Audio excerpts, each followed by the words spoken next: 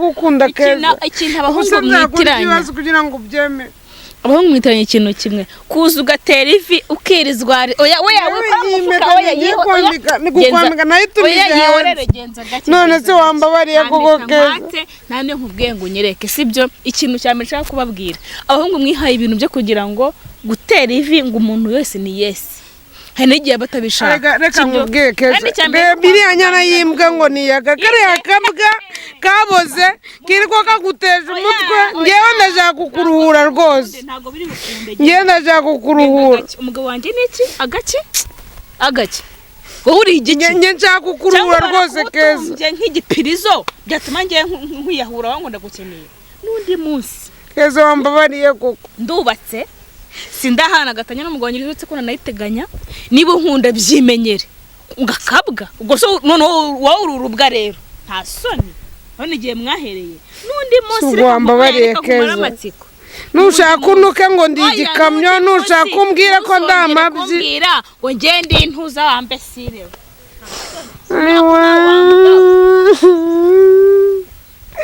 pore musaza ingaruka z'urukundo wanjye ibigomba kuba mu buzima Keza wagarutse koko Keza wagarutse koko namubaje turi kubona ndi gushaka umugore nabasha ko nawe uri ikigoryi waka cyangwa nuko mwifotorezaho jure ku bugoryi ariko wa kigoryi kuki mukunda abagore b'abasitari n'ukubera iki abagore b'abasitari se nge ndi iki wa kigoryi ntago ndi umusitari bikunze kuvuga ko ingo z'abasitari zitarama none ubwo urabona bitari kuzakugiraho ingaruka n'ubundi yaza kugukundira hako warindagiye wowe ukarindagira we nkwereke wowe ugapfa we ori n'ikinyamakuru cya feke kwanza ubunini nawe ubiteye wa kigoryi by'umwihariko rero uyu munsi twabazaniye abatumirwa bakunzwe cyane mu Rwanda rwacu mu buzima busanzwe bwa showbiz murabazi by'umwihariko harimo office hamwe na Keza wamenyekanye nk'umukunzi wa Yaka mwana tubaye ikaze mu kiganiro cyane kazi naye Keza murakoze cyane yes rero nako tunababwira ngo office agiye gutangira none yibwira abanyarwanda muri rusange ese ubundi office turi kubona hano ni muntu ki hari ukuntu abantu bamuzi hari nuko agiye kubibwira ubu ngubu niba ari umugabo cyangwa se ari umugore cyangwa se ari umupapa turaza kubimenyera muri iki kiganiro. Okay murakoze cyane nge nitwa Mudahigwe Emmanuel cyangwa se office ni ry'abantu benshi cyane banziho hanyuma nkaba ndi umuntu w'umugabo mfite umwana umwe hanyuma nkaba ndi umuntu uhora nishimye cyane rwose by'umwihariko rero umaze iminsi myinshi cyane dusaba ko twaguhuza na Keza cyane rwose kuri wowe uri kumva umutima zawe zimeze gute ndi kumva umutima wanjye yabaye nk'urunyanya kabisa Keza ni nayo mpamvu nawe tukwakira Keza by'ukuri ubundi ni umugore wa Yaka mwana bafitanye abana bangahe kuri ubu ni igice cy'umwana sinzi ko nta mwana kuko umwana umubare yavutse wacu nagaravuga uvuze ko arimo yego iyo nkuru ishobora kuza gukomeretsa umugabo hano urabyumva utefi happy ndumva atari sawa ariko ntarebe nyine umwana n'umugisha wenda twazanamufatanya mu kinyarwanda kizima rero ubundi yabavuze Keza asobanuye iki kubafana bawe kubafana banjye ndi umuntu wenda ntago nzi umubare w'abafana afite ariko Keza ryaturutse kuva n'abana na Yaka nibwo ari izina ryazamutse tuza kubana wende twamenye ntago nabihera hasi ngo mbirangize ni birebire cyane ariko ndo n'umugore wa Yaka nubwo wende tutaragira umwana hari abantu benshi batira comment ngo kuki tumaranye umwaka ushize tutaragira ikintu twereka abanyarwanda ariko uko biri kose bizaba kuko twese turi bazima turabizi neza urumva ni madamu Yaka ariko nkambona fisi baravuga ngo imbeba iryo muhini yo totera isuka fisi si ubwa mbere duhuye twigeze guhurira n'ahandi hantu avuga ibintu bisa n'ibyo yambwiye kare mbere yuko tuza kuri kamera ariko ntago wapfusha igitekerezo cy'umuntu busa navuze nire ndaza kukumva ariko urambwira impamvu yabyo kuko n'ubushize twarahuye sinabyakira neza n'ubara cyatsimbaraye ku ijambo muri make ndashaka kumenya ngo arifuza iki akeneye iki kugira ngo nanjye numve yuko nagiye cyo mufasha Abanyarwanda batiza umuhoro hagati yawe na Yaka mwana harimo bombori izo bombori yaba arizo Fisi agiye kuririraho. ni ukuvuga ngo nyine ikibazo iyo urugo rutubakitse, iyo tubatse neza abagufasha gusenya ntibabura. Gusenya biroroha ariko kubaka biravuna. Wenda ashaka kuba agendera ku buryo tubanye, wenda tutabanye neza mu rugo byo nibisanzwe, nanjye wenda ndabyivugira ariko nanjye nubwo itarabyivugira ariko ntibivuze yuko uko akabazo kabaye mu rugo wahita ushaka undi mugabo, uko akabazo kabaye mu rugo ushaka undi mugabo. Wavuga ko uyu munsi utabanye neza na Yaka mwana, bivuze ko mutanabana no mu nzu kuri ubu tuvugana. Hagari ibyo no bivuze siko mvuze, ariko njye ubwanjye ndavuga yuko maze iminsi ntamenewe neza mu rugo iwanjye, ariko ntibivuze yuko nahita nshaka undi mugabo. Icyo kintu Fisi cyumva simuciye mu ijambo, sinamuvugiye ibyo ataravuga, ariko uko ubwanjye reka mbibwira hakiri kare, ndubatse ariko sindasenya. None mugabo aya magambo urayumva ute? Shasi uko kubesha n'umeze nk'umuntu bakubise ishoka. None se igisobanuro rero. None se Keza, bwa mbere nagusabye urukundo urarunyima. Keza bwa kabiri naringarutse wambabariye Keza ukamu rukundo ko nanze gushaka undi mugore wawe ari we wese, ko ari we nshaka kandi ko mbona ari we twaberana, wambabaruka mu rukundo koko. Oya nabuze n'icyo mvuga, no kuvuga ngo Fisi afite umwana, sinzi nyina w'umwana ahantu aba.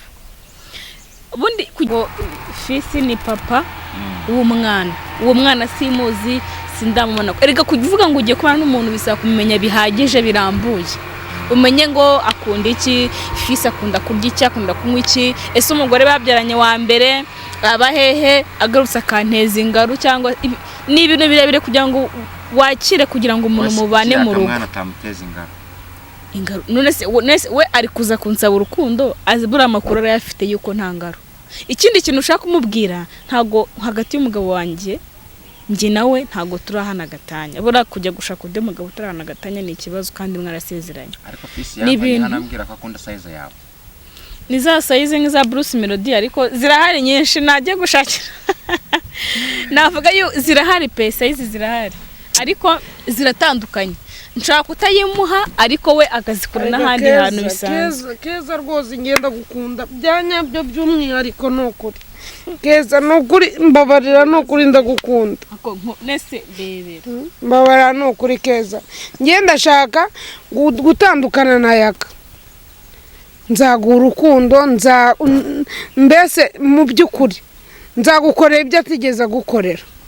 Ikintu ushaka kumenya cya mbere, mwumva ko gupfukama hasi gutera ivi ari ibintu byatari, ari ibintu bituma umukobwa wese yahita yemera ngo ugiye kubana nawe. Keza ngewe ndashaka kuguhoza amarira yose.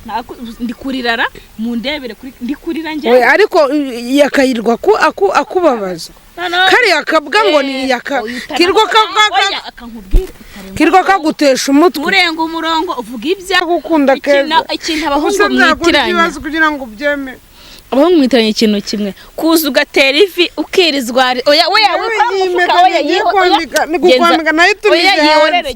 none se wambabariye kuko Keza nane nkubwiye ngo nyereke, sibyo? Ikintu cyane nshaka kubabwira, abahungu mwihaye ibintu byo kugira ngo gutera ivi ngo umuntu wese ni yesi, hari n'igihe batabishaka. Reka nkubwiye Keza, biriya nyana yimbwa ngo ni Yaka, kariya kabwa kaboze kiriko kaguteje umutwe. Ngewe ndashaka kukuruhura rwose, ngewe ndashaka kukuruhura. Umugabo wanjye ni iki? Agaki wowe uri igiki? Nge nshaka kukuruhura rwose Keza. Nge nk'igipirizo byatuma nge nkwiyahura wangu ndagukeneye n'undi munsi. Keza wambabariye koko, ndubatse sindahana gatanya n'umugabo wanjye uretse ko nayiteganya. Niba nkunda byimenyere ugakabwa ubwo so none wowe ururubwa rero nta soni. None igihe mwahereye n'undi munsi wambabariye Keza, nushaka unuke ngo ndi igikamyo, nushaka kumbwira ko ndamabyi ngo ngende intuza wambesire.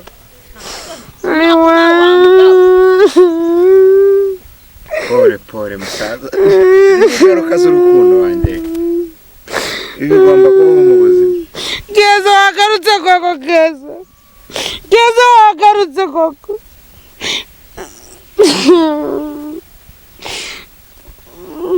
ariko se nawe kuzizirikaho mine uriya mukobwa niwo ushaka nta wundi mukobwa rwose njyewe nkeneye muri iyi si nkeneye Keza rwose sha uzikoraho musaza ihangane mwana ihangane musaza ihangane mwana bibaho reka njye ntago natuza rwose kugeza igihe azabyemerewe none se natabyemera niyo yavuga ko ndi igikatamabyo ariko njyewe rwose ntago nabyemera umuntu ahaga igipirizo byadanje kikajya kigaturika mana kigaturika se gituritwa n'iki imyuka ushobora kuba ari imyuka mibi cyangwa myiza ihangane musaza